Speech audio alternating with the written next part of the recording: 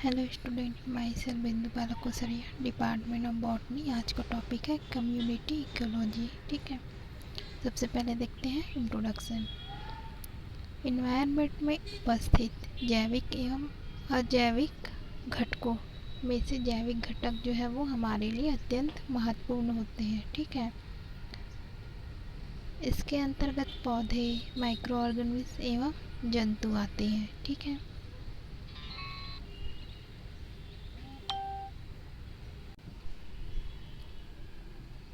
एक निश्चित प्राकृतिक क्षेत्र में प्रेजेंट एक ही स्पीसीज अथवा घनिष्ठ रूप से संबंधित कई स्पीसीज जैसे कि पौधे या जंतु के ग्रुप को क्या कहा जाता है? जनसंख्या कहते हैं। ठीक है, किसी क्षेत्र विशेष में एक अथवा अधिक जातियों के पौधे समूहों में वृद्धि करते हैं। ठीक है, एक दूसरे से परस्पर संबंध रखने वाले पौधों के ऐसे समूह को क्या कहते हैं? प्लांट कम्युनिटी कहते हैं। ठीक है, दूसरे शब्दों में हम यह कह सकते हैं कि समुदाय किसी निश्चित क्षेत्र में उपस्थित विभिन्न जीवों की समष्टि या जनसंख्या का समूह होता है। ठीक है, इसे बायोटिक कम्युनिटी भी कहते हैं। ठीक है, समुदाय को विभिन्न वैज्ञानिकों ने अपने अनुसार परिभाषित किया है, जिनमें से देखते हैं हम लोग मोबियस 1877 के अनुसार समुदाय जीवित प्राणियों का ऐसा समूह है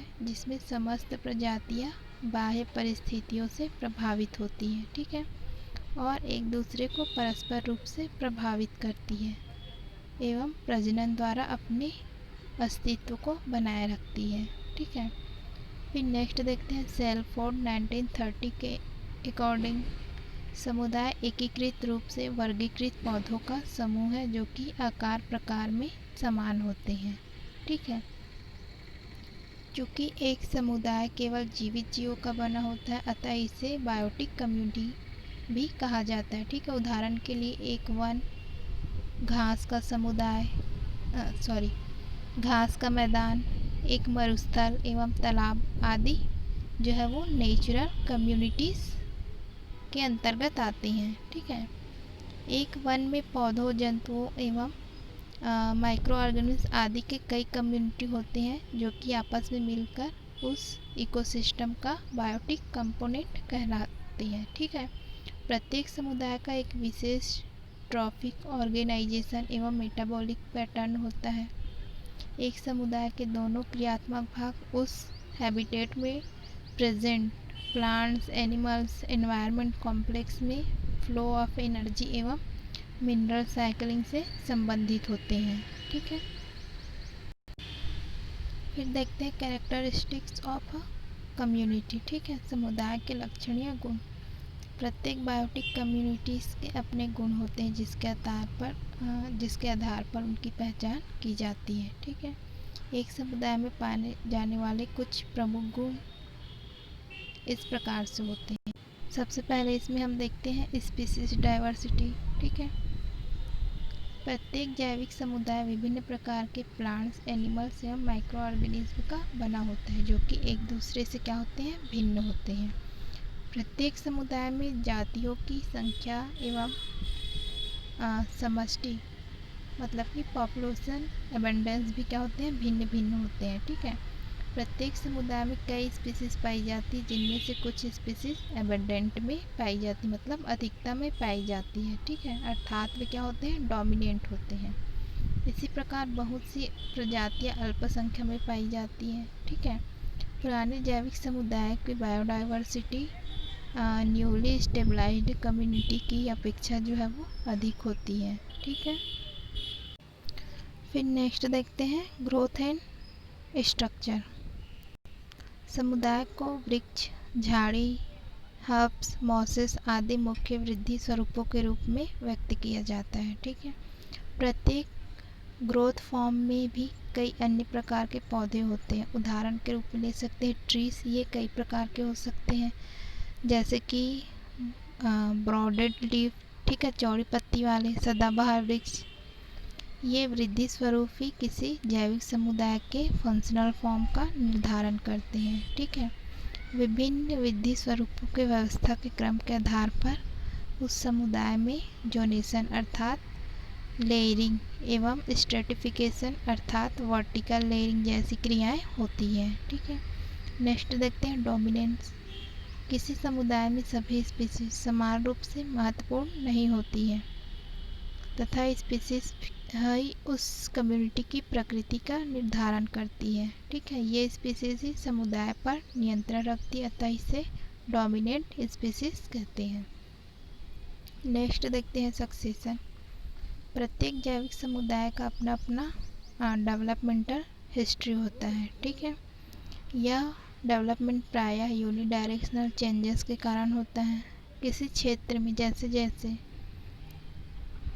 प्लांट्स का डेवलपमेंट होता है, वह क्षेत्र क्रमिक रूप से विभिन्न प्रकार के प्लांट कम्युनिटी के द्वारा पूर्ण हो जाता है। ठीक है, इस क्रिया को क्या कहते हैं? सक्सेशन कहते हैं। नेक्स्ट देखते हैं ट्रॉफिक स्ट्रक्चर। प्रत्येक समुदाय की एक निश्चित पोषण संरचना होती है जिसमें ऑटोफाइट प्लांट्स एवं हेट्रोफाइट्स एनिमल्स, ठीक है, एक स्वयं में परिपूर्ण एवं जीवों के संतुलित संगठन के रूप में उपस्थित होते हैं। ठीक है, नेक्स्ट देखते हैं size and structure of community. सबसे पहले देखते हैं इसमें साइज। बायोटिक कम्युनिटी का आकार छोटा अथवा बड़ा दोनों प्रकार का हो सकता है।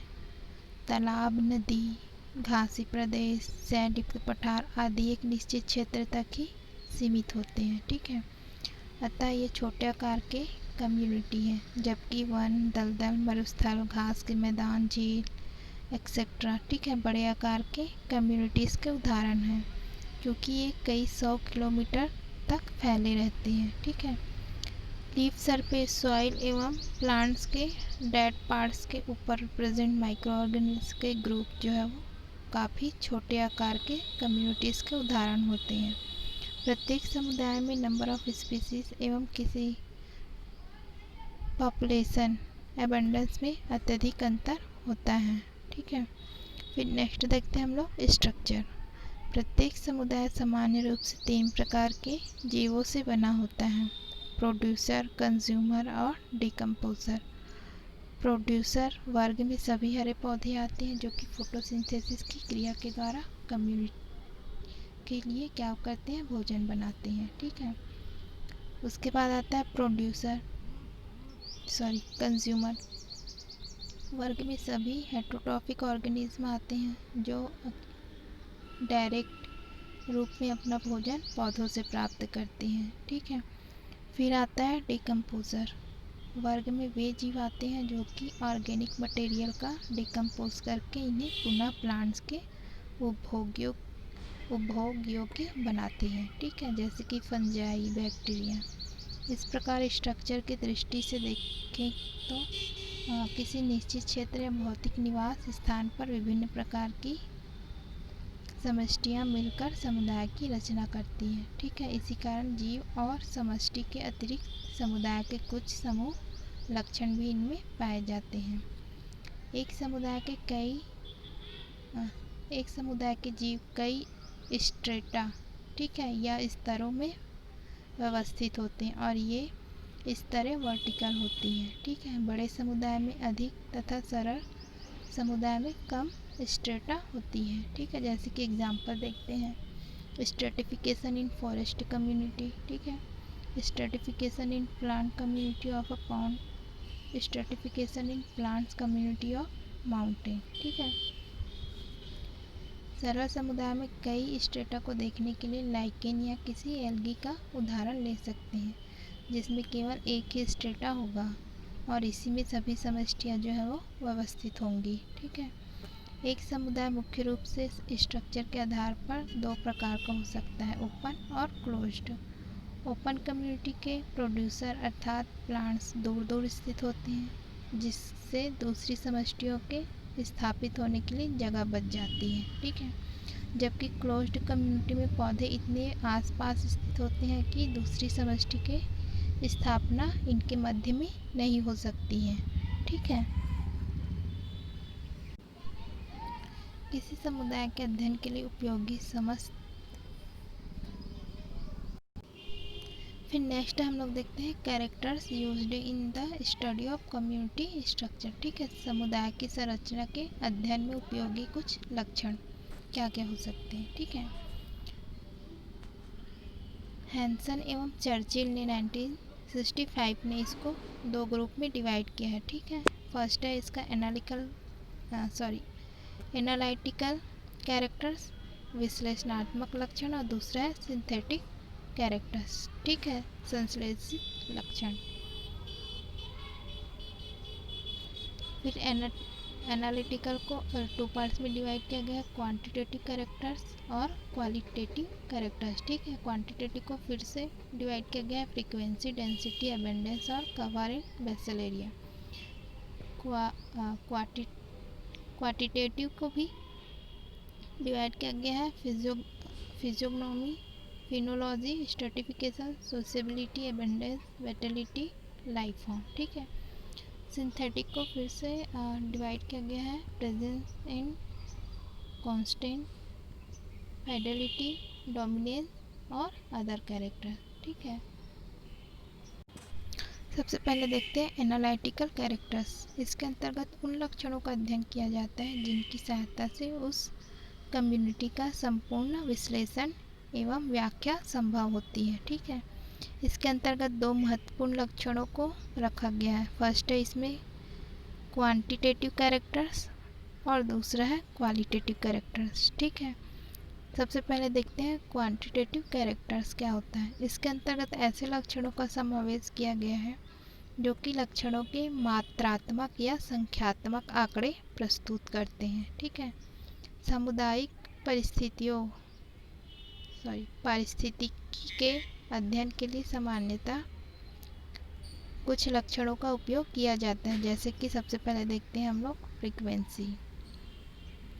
ठीक है, किसी समुदाय में उपस्थित विभिन्न प्रजातियों की संख्या ज्ञात करने के लिए क्वाड्रेट, ट्रांजेक्ट एवं पॉइंट जैसी सैम्पलिंग यूनिट्स का उपयोग किया जाता है। ठीक है, स्पीसीज की संख्या ज्ञात करने के लिए एक निश्चित संख्या में क्वाड्रेट फेंके जाते हैं तथा उसके अंदर उपस्थित स्पीसीज की गणना की जाती है। ठीक है, प्लांट या क्वाड्रेट की वह संख्या जिसमें एक पादप स्पीसीज उपस्थित होती है तथा अध्ययन किए गए क्वाड्रेटों या प्लांटों की कुल संख्या के अनुपात को उस जाति की फ्रीक्वेंसी कहते हैं। ठीक है, जब इसकी गणना प्रतिशत के रूप में की जाती है तो इसे प्रतिशत आवृत्ति या परसेंटेज फ्रीक्वेंसी कहते हैं। ठीक है, फॉर्मूला है percentage frequency equal sampling units, जिससे जैसे क्वाड्रेट की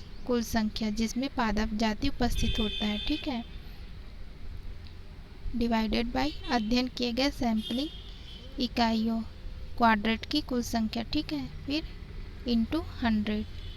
तो इससे क्या होता है, इस फार्मूले का उपयोग करके हम परसेंटेज फ्रीक्वेंसी निकाल सकते हैं। ठीक है, प्रत्येक स्पीसीज की प्रतिशत आवृत्ति ज्ञात करने के पश्चात उन्हें वर्गीकृत किया जाता है। ठीक है, रॉन कियर 1934 ने एक समुदाय में उपस्थित प्रजातियों को उनकी परसेंटेज फ्रीक्वेंसी के आधार पर 5 फ्रीक्वेंसी क्लासेस में डिवाइड किया। ठीक है, ए 0 से 20%, बी में किसको रखा है 21 से 40%, सी में क्या रखा है 41 से 60% और डी में 61 से 80% और ई में 81 से 100%। ठीक है, विभिन्न पादप समुदाय की आवृत्ति के मान जो है वो भिन्न भिन्न होते हैं। ठीक है, यह विभिन्नता उनके micro habitat, vegetative propagation, seed dispersal, grazing, कृंतकों, इंसेक्ट एवं उनके डिसीज की क्रियाओं में विभिन्नता के कारण होती है। ठीक है, फिर नेक्स्ट देखते हैं डेंसिटी या घनत्व। फ्रीक्वेंसी से अकेले किसी स्पीसीज के वितरण की सही जानकारी तब तक नहीं प्राप्त हो सकती है जब तक कि इसे अन्य लक्षणों जैसे कि डेंसिटी के साथ नहीं मिलाया जाता। ठीक है, किसी विशिष्ट क्षेत्र में उपस्थित जीवों या एक प्रजाति के सदस्यों की कुल संख्या को क्या कहते हैं, डेंसिटी कहते हैं। ठीक है, किसी विशेष क्षेत्र में उपस्थित एक स्पीसीज के जीवों की कुल संख्या को उस क्षेत्र स्थान के कुल क्षेत्रफल से भाग देने पर उस प्रजाति का डेंसिटी निकल जाता है। ठीक है, क्वाड्रेट की सहायता से किसी स्पीसीज का डेंसिटी जो है वो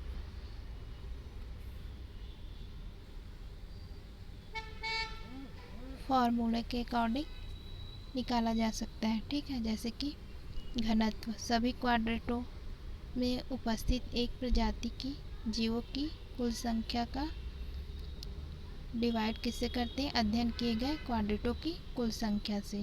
ठीक है, इसी प्रकार से परसेंटेज डेंसिटी निकालने के लिए किसी इकाई क्षेत्र में उपस्थित एक प्रजाति के जीवों की कुल संख्या का डिवाइड किससे करते हैं, सैंपल किए गए क्षेत्र का क्षेत्रफल से। ठीक है,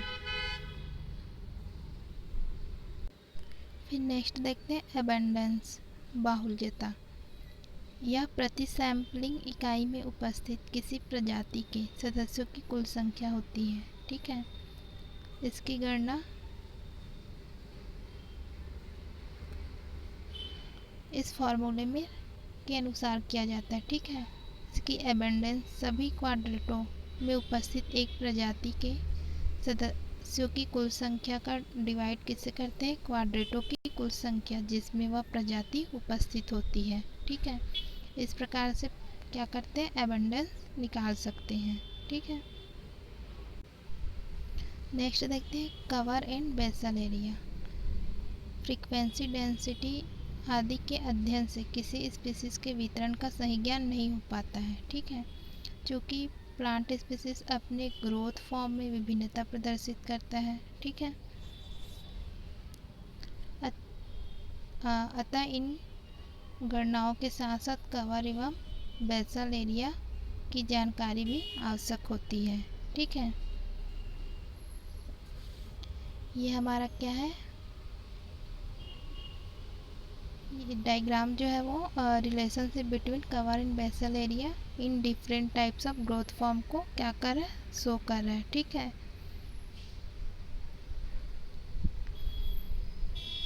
जैसे कि दिखाया गया हर्ब, सब और ट्री। ठीक है, तीन डिफरेंट प्लांट के बीच में क्या कर रहा है, कवर एंड बेसल एरिया के बीच क्या संबंध होता है उसको शो कर रहा है। ठीक है,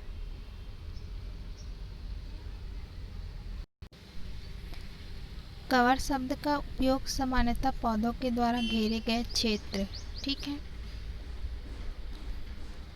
घेरे गए क्षेत्र के लिए किया जाता है। इसका उपयोग पौधे के ऊपरी भागों के लिए क्या होता है, नहीं किया जाता है। ठीक है, इस प्रकार कवर या हर्बेज कवर पौधों के ऊपर दिखाई देने वाले भागों जैसे तना, शाखा, पत्तियां, पुष्पक्रमों आदि के द्वारा भूमि का घेरा गया क्षेत्र होता है। ठीक है, यह हर्बेज की उपलब्धता ज्ञात करने की सबसे अच्छी विधि होती है। ठीक है, कवर ज्ञात करने के लिए चार्ट, क्वाड्रेट, लाइन, इंटरसेप्ट या पॉइंट फ्रेम का उपयोग किया जाता है। ठीक है, प्लांट्स के तने द्वारा भूमि की सतह का घेरा गया क्षेत्र पौधे का बेसल एरिया कहलाता है। ठीक है, इसका मापन भूमि की सतह या उससे 2.5 सेंटीमीटर ऊपर तने की गोलाई नापकर की जाती है। ठीक है,